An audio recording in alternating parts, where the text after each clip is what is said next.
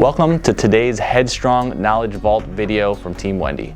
I'm Brian Javorek, Product Category Manager, and in this video we're going to look at the replacement liner system for the EXFIL LTP helmet. We have, as part of this kit, the ballistic impact liner, which is in brown, and we have comfort pad system in black. Both are part of the liner system and both are important to replace regularly. The frequency with which you replace the liner system depends heavily on how often you use your helmet and how much it gets worn, but we recommend every 1 to 2 years as a baseline.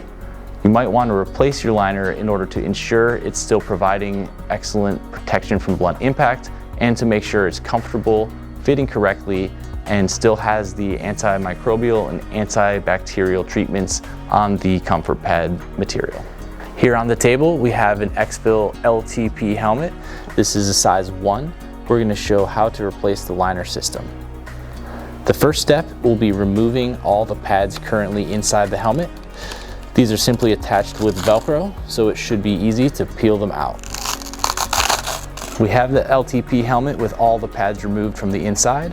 We're going to check to make sure that all the Velcro is in place and firmly pressed down against the helmet shell.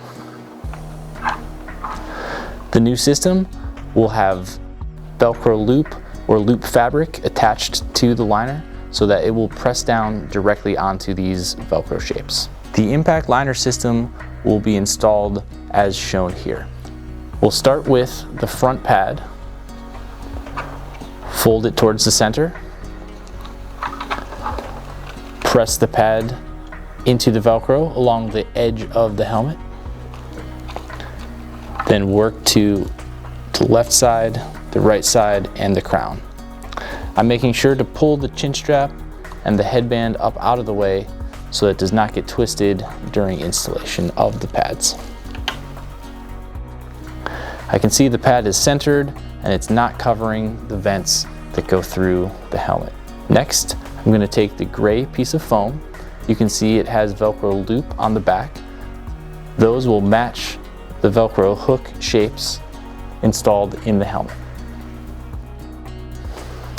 I'm going to position this so that the cutouts in the foam match the shape of the vents in the helmet shell. So you can see the foam is not blocking any of the vents.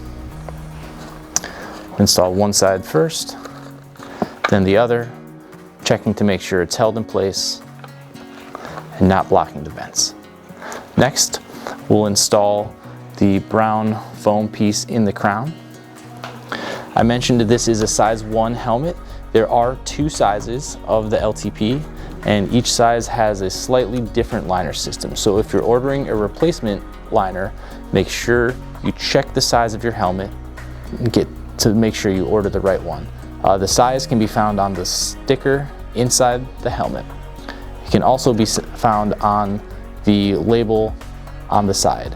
A size M/L, medium large, is a size 1, and the size extra large is called a size 2.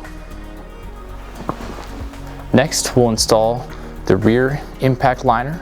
Start with the crown and place this up tight against the gray foam piece that we just installed. We're going to pull the chin strap out of the way and press the pad down towards the back of the helmet. It's sometimes easier to access the inside of the helmet if I release the pressure on the BOA dial here and stretch the headband out as far as possible so that it's not interfering with my ability to access the inside of the helmet shell. Once we've installed the rear pad down the center, we'll press down the left and right sides. We'll make sure that the straps are not twisted and that the headband straps are not pinched behind the foam.